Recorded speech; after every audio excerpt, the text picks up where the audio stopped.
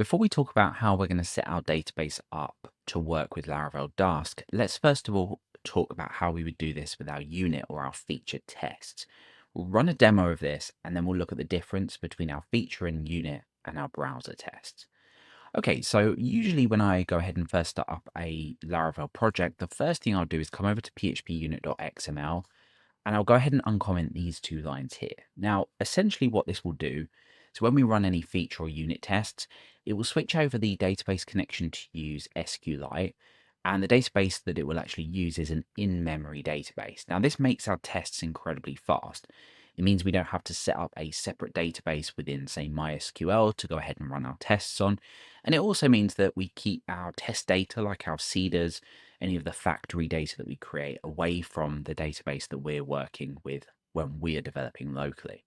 So if we just go ahead and run pest on its own now to run our feature and unit tests, that's now going to go ahead and use that SQLite database, and it's going to be incredibly fast.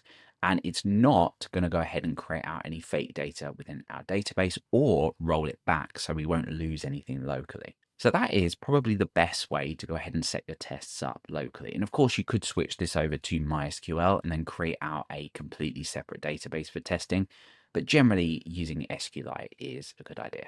Now, the question is, can we do this for Laravel Dusk? And unfortunately, the answer is no. Let's think about why. Now, again, what we're doing here is we're opening up these tests in a browser like we would be browsing. Because of that, we cannot use an in-memory database because we're not executing this within our code itself. We're running this within a browser environment. So we could still use SQLite. There's nothing wrong with doing that, but we would have to have a physical database for this data to go into. Now, at the moment, the way that things are set up inside of our tests, if we were, for example, to, in our example test here, go ahead and create a record out in the database just here. So let's say that we created out a user in the database just here. Where would that user be created?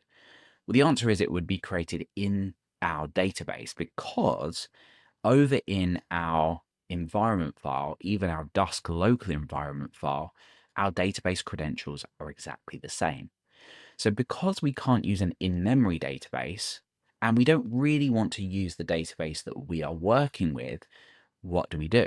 Well, we go ahead and set up a completely different database, and we can do this still within MySQL. Now, what I wouldn't recommend is changing over the database connection that you use, so the actual software that you use under your database. So I wouldn't recommend changing this specifically to SQLite. Now, there's a good reason for that, is that end-to-end tests are tests that you would actually do manually yourself, but you want code set up to do for you. So you basically want your environment to be more or less the same as what you would see as a user. So we really want to keep this as a MySQL database, but we want to go ahead and create up a separate database for our testing. Let's go ahead and do that. Then we'll go ahead and run our tests and we'll see what happens. And we'll also talk about running database migrations as well. So what I generally do is just end off the current database that I'm working with locally or in production, and I go ahead and just end on testing. So let's take this and we'll go ahead and create a new database out. So let's create a new database here called myapp_testing, and this is now our testing database. Okay, so we don't have any migrations in here at the moment. So now that we have changed that over, what's going to happen to our test? Well, at the moment, we're not doing anything within our test to actually create anything. So why don't we just create out a user in here using our user factory and just see where this data goes and what happens.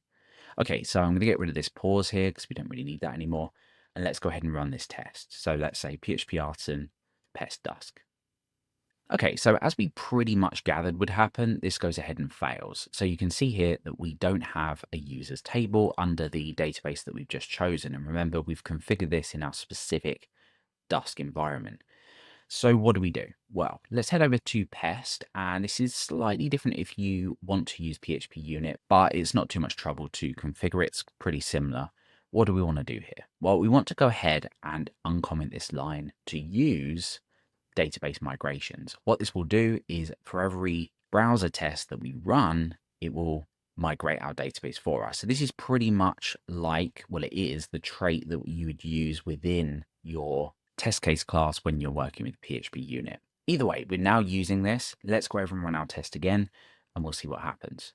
Okay, great. So it passed this time. And if we just take a look at our testing database, you can see evidence of this here when we have the migrations table that's been created. Now you'll notice that in here, we're not left with them tables. Everything has been rolled back again to start fresh each time. And we'll be diving into the behavior of this and another trait that we can use a little bit later when we get to it. Okay, so far we have got Dusk up and running. We're using a completely different environment file so we can configure our tests specifically within that environment. We know that that's copied over to env when this runs in the browser.